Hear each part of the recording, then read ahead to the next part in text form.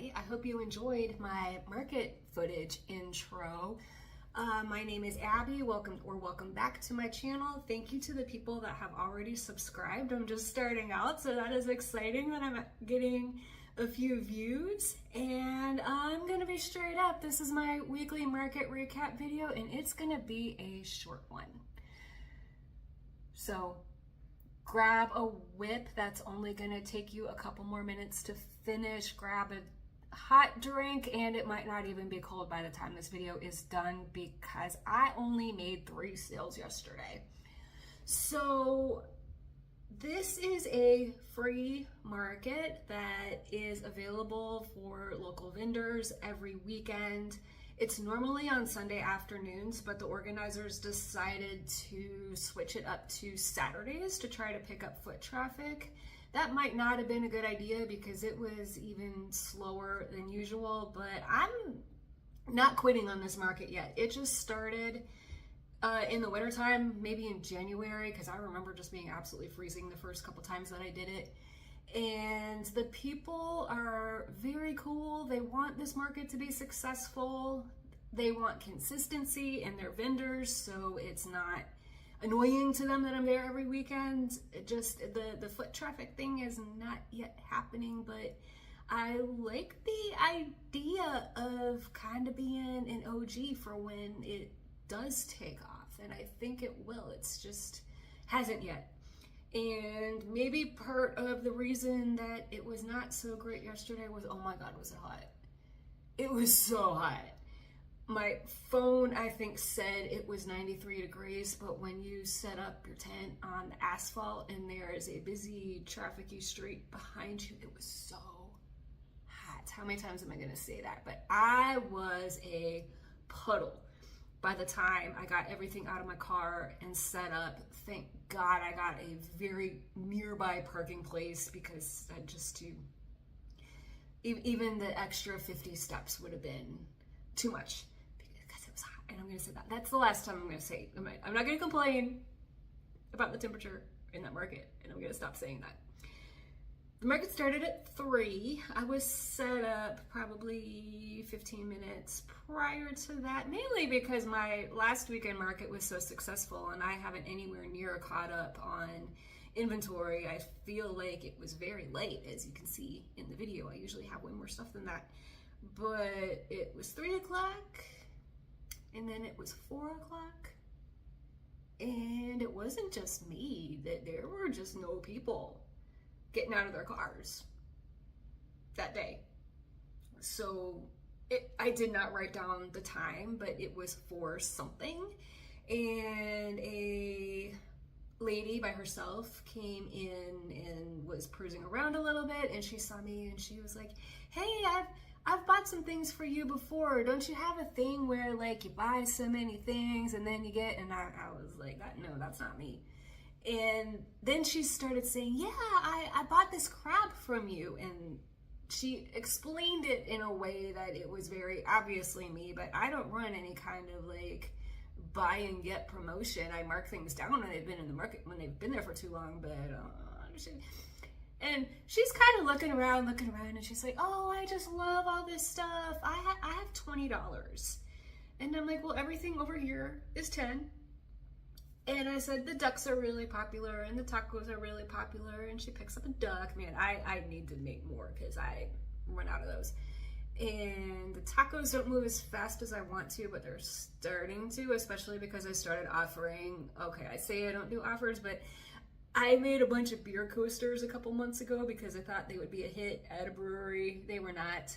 So I have been doing buy a taco, get a free beer, which people think is funny. So they are still moving slowly, but moving faster than both the beers and the tacos are moving faster than they used to.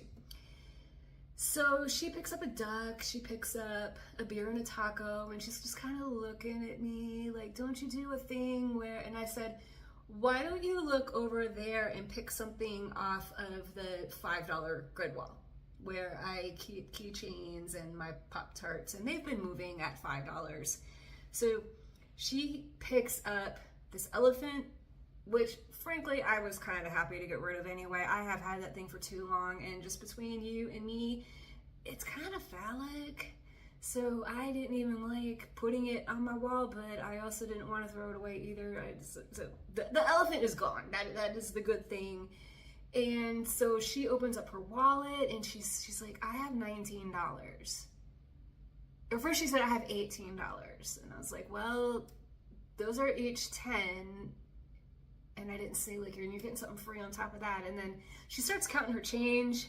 And she's like, I have $19. And then she starts counting out pennies. And I'm like, you know what? Let's settle because I don't want your pennies. And I might have said it like that. But she bought stuff for me before. She was paying cash. And frankly, if she had paid with a card, I would have paid square fees. And if I was also thinking like, okay, I haven't sold anything yet. So am I willing to eat $1 and take this sale or not take any sales? So, you know, I packed it up, thinking, wow, I really hope that is not all that gets sold today. And then a little while later, two ladies came up and I had, as you saw in the intro video, I made 3 yips this week.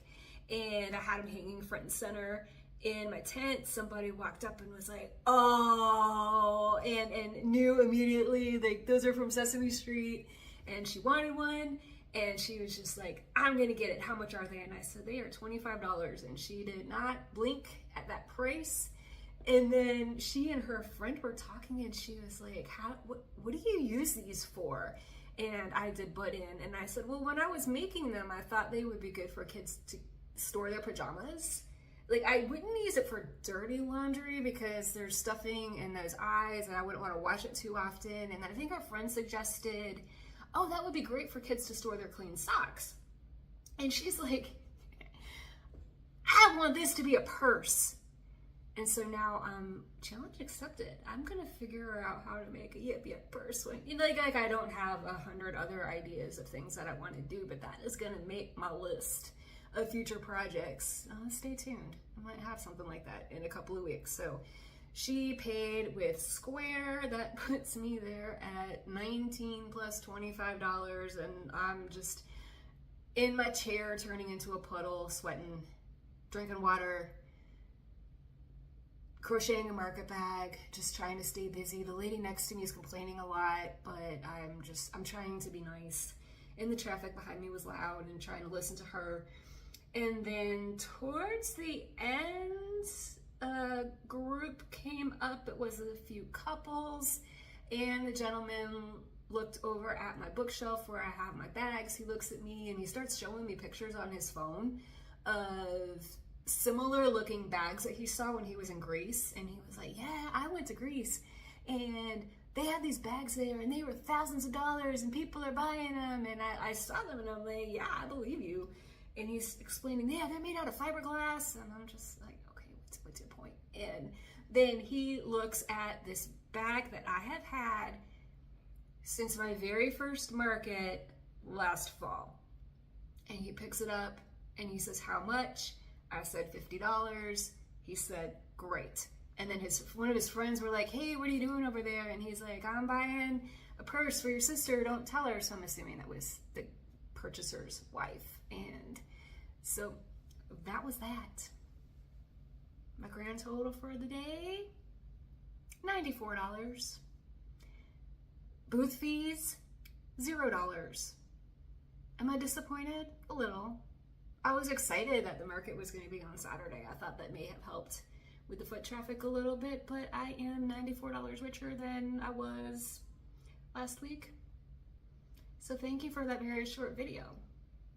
I will be back on Friday with my weekly makes, and hopefully it will be long enough so that your drink does not get completely cold by the time you're done. So I will talk to you soon. Bye.